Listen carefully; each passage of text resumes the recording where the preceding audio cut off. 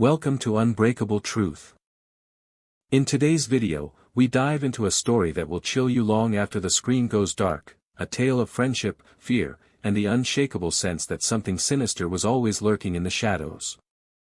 This isn't just another campus ghost story. This is about how the walls of an ordinary dormitory became a prison of whispers, footsteps, and dread. It began in the fall semester of my sophomore year. The air smelled of late-night coffee, textbooks stacked too high, and the faint loneliness of being away from home. My dorm building wasn't new, it was one of the oldest structures on campus, a gray-bricked giant that leaned with time. Students whispered about its past, about the tragedies that had unfolded inside. But like most people, I brushed it off as nothing more than campus folklore. The first night I moved in, I noticed the strange silence in the hallway. Other dorms echoed with laughter, music leaking under doors, the muffled chaos of students adjusting to independence. But here, just stillness. The kind of stillness that pressed against your ears and made your own breathing sound too loud. I tried to ignore it. I unpacked, set up my desk lamp, and told myself the silence was a blessing. After all, I'd have fewer distractions. But that night, as the clock crept past 2 a.m., I heard it, footsteps. Slow, deliberate, pacing the length of the hallway. At first, I thought it was just a student coming back late, maybe drunk from a party. But the sound didn't fade. It lingered, back and forth, heel against tile, steady as a metronome. I gathered the courage to peek through the peephole. Nothing. The hallway stretched empty, bathed in the sickly glow of fluorescent lights. Yet the sound continued. That was the first time I felt the weight of the dorm pressing in on me, as if it was more alive than anyone realized. Over the following nights, the disturbances grew stranger. My desk chair would scrape slightly away from the desk, though I hadn't touched it. The closet door I swore I'd shut would stand open, just a crack. My roommate brushed it off, telling me I was overtired from classes, from stress. And maybe he was right. But one night, when he was gone, I woke to the sound of someone breathing in my room. I froze. My chest felt locked, heavy. The breathing was slow, ragged, unmistakably close, just feet away from where I lay. I tried to tell myself it was my imagination, maybe the pipes or the air system. But then, something shifted in the darkness, and I knew I wasn't alone. By Sunday, I thought the worst of Dale was behind me. The university approved my request for a new roommate, and I felt lighter, almost relieved, as if I had just stepped out of a storm. My new roommate, Ben, wasn't overly talkative, but he had a steady calmness about him that made the room feel safe. We spent the evening in quiet conversation about classes, favorite music, and movies.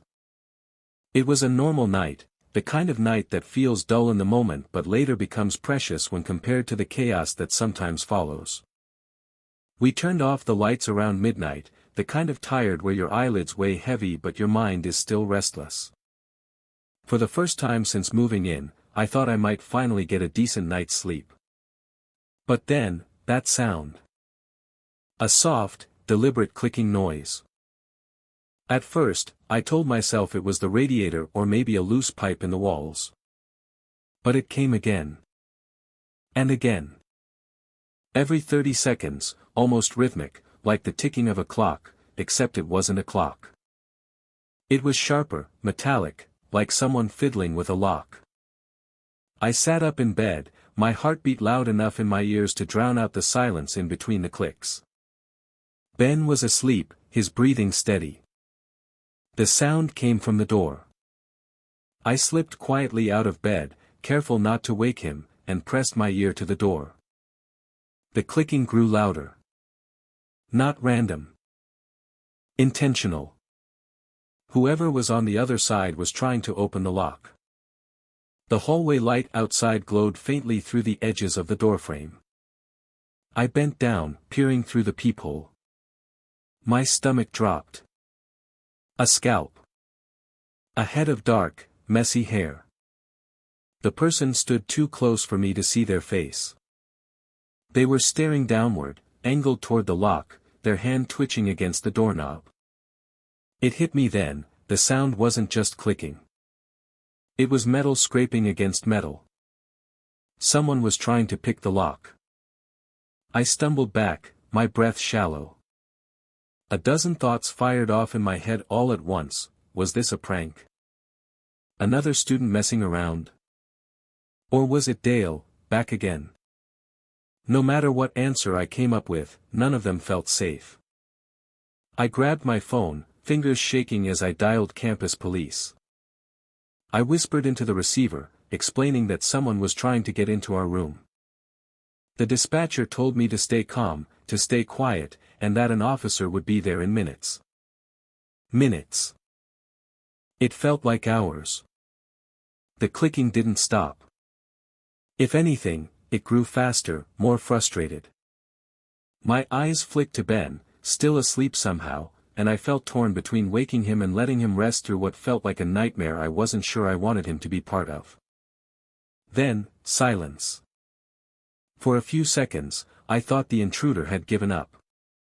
But then a new sound came, a slow drag of fingernails, or maybe metal, scraping down the length of the door. The sound sliced through the air, piercing, deliberate, as though whoever it was wanted me to know, I'm still here. Finally, the pounding of footsteps echoed down the hall. The shadow outside shifted. A voice boomed, commanding, "Step away from the door."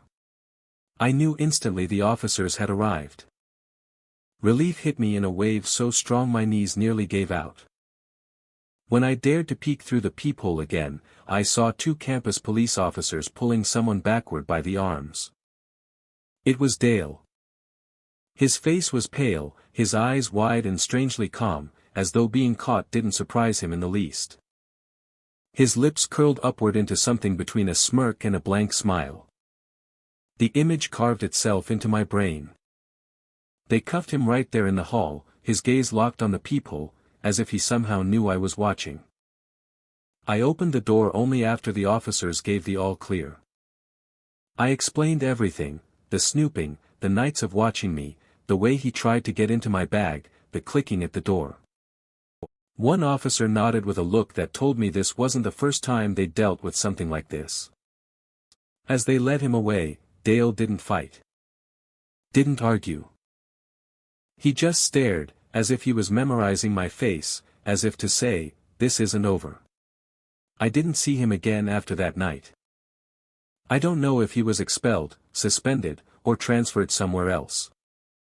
All I know is that the room finally felt safe again, but the safety was fragile, thin. Every time the wind rattled the windows or the door creaked in its frame, my body tensed, ready to relive that night. And sometimes, even now, years later, when the house is dark and quiet, I still swear I hear that same clicking sound, slow, steady, patient.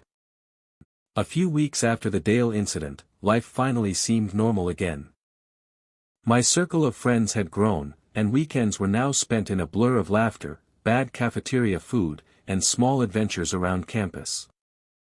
It felt good to belong somewhere, to feel a part of something larger than myself. But as I would soon learn, sometimes the scariest things don't happen in dorm rooms or crowded frat houses, they happen in the places meant to feel free, open, and untouched. It was late October, the air crisp with that unmistakable bite of autumn. The leaves had turned into fiery bursts of orange and red, carpeting the ground in layers that crunched under our boots. On this particular Friday, two close friends, Ethan and Marcus, and I decided to head into the nature preserve that bordered the edge of campus. We'd been there during the day plenty of times, but at night, the woods felt like another world entirely. We hiked to a small clearing near the lake, a spot we jokingly called our secret base. It was perfect for a small fire, hidden away from the campus security and far from the paths patrolled by staff. A place where the rules of campus didn't quite reach. We set up camp quickly, piling branches into a crackling fire. The flames licked at the air, throwing dancing shadows across the trees, and for a while, everything was perfect. We passed around cheap beers we'd smuggled in backpacks, the bitter taste dulled by the thrill of doing something we weren't supposed to. Our laughter carried across the lake, bouncing back to us in faint echoes. It felt invincible, like the kind of night you don't realize you'll remember for the rest of your life. That's when the sound came. At first, it was faint. A branch snapping, far off. Ethan froze, beer halfway to his lips. Marcus tilted his head, listening. My first thought was campus police, maybe someone had reported the smoke from our fire. Without hesitation, we dumped the bottles into the lake, the soft splashes sounding unnaturally loud in the stillness. Marcus stuffed the rest of the beers into a backpack, his hands fumbling with the zipper. The woods grew quiet again. Too quiet. We laughed nervously, brushing it off, but none of us were really relaxed anymore. The fire made us visible targets, and the thought of being caught sent a nervous energy through my veins. But deep down, it didn't feel like campus security. It felt different. Off. Then came the footsteps. They weren't rushed, not hurried like an officer trying to catch students in the act. They were slow, deliberate. One step. Crunch. Another step. Crunch. The rhythm was steady, circling us. My skin prickled as though the trees themselves were leaning in closer. Marcus whispered, "Someone's out there." Ethan shushed him, his eyes darting between the dark gaps in the tree line. We strained our ears, trying to pinpoint the direction, but the sound seemed to come from everywhere at once. Around us. Behind us. Above us. The fire flickered violently as if reacting to the unseen presence. Then came the thud. A heavy branch landed in the center of our clearing, scattering embers into the night air. The three of us jumped, the sound vibrating in my chest. My breath hitched. That wasn't an accident. Someone had thrown it. Marcus was the first to break. He bolted, sprinting into the woods without looking back. Ethan and I locked eyes, half in disbelief, half in terror. We hadn't processed it yet. Was it a prank? A fellow student trying to scare us? Or something else? Before we could decide, another branch flew through the air, striking Ethan across the cheek. His scream tore through the night. I lunged toward him, grabbing his arm and yanking him upright. "We have to go," I shouted, though my voice felt swallowed by the trees. We ran. Branches whipped against my arms, my lungs burning with each breath. The sound of footsteps followed, quick now, heavy, too close. Whoever it was, they weren't letting us go easily. The trees thinned, and at last, the glow of the road separating the preserve from campus appeared ahead. Relief surged, but it was fleeting. The footsteps didn't stop. They were right behind us, close enough that I could hear the crunch of leaves and the snap of twigs almost in sync with my own. We stumbled out onto the pavement, gasping for air. Marcus was already there, his face pale, his chest heaving. We turned back, and there, just at the tree line, was a figure.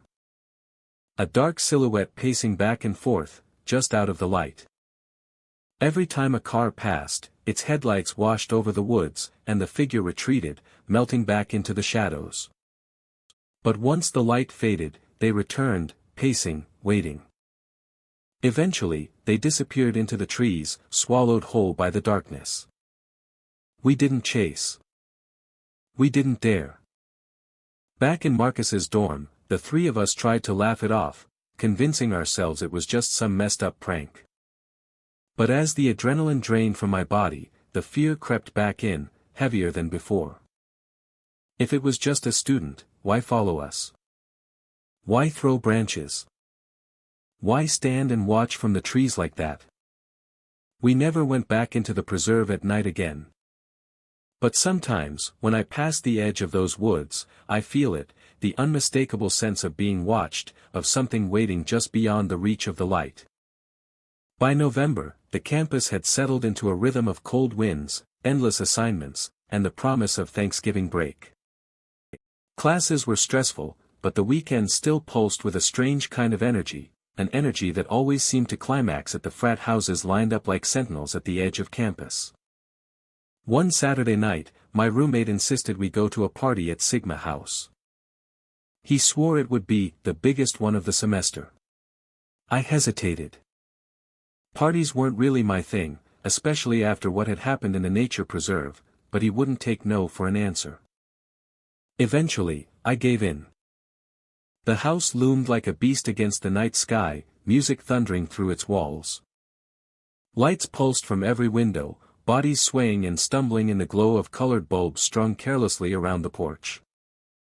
As soon as I stepped inside, the smell hit me: alcohol, sweat, perfume, and something faintly metallic. The air was thick, oppressive, almost alive.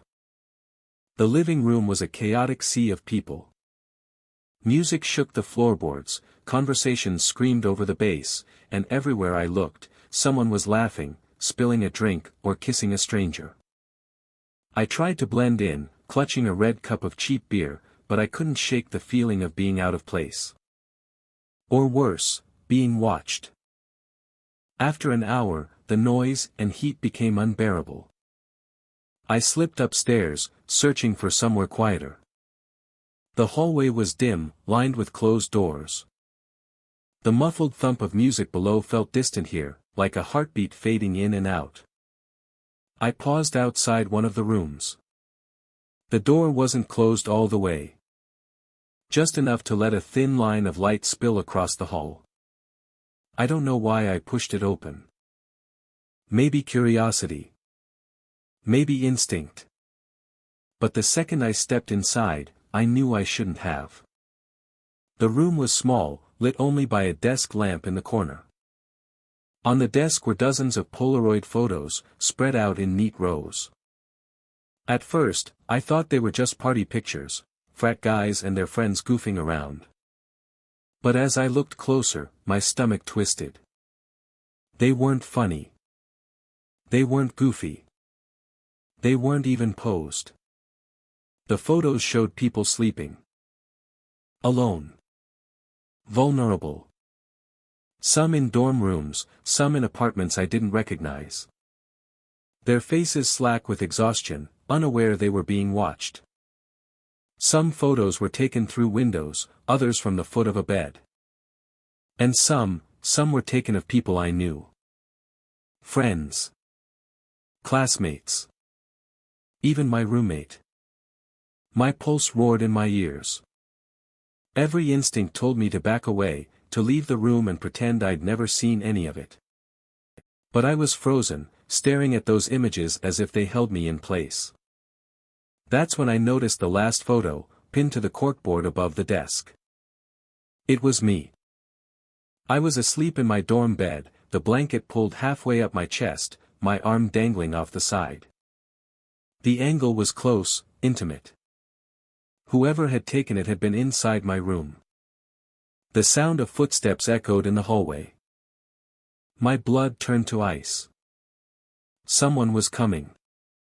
I scrambled to put the photos back exactly as I'd found them, my hands trembling so badly that some slipped onto the floor.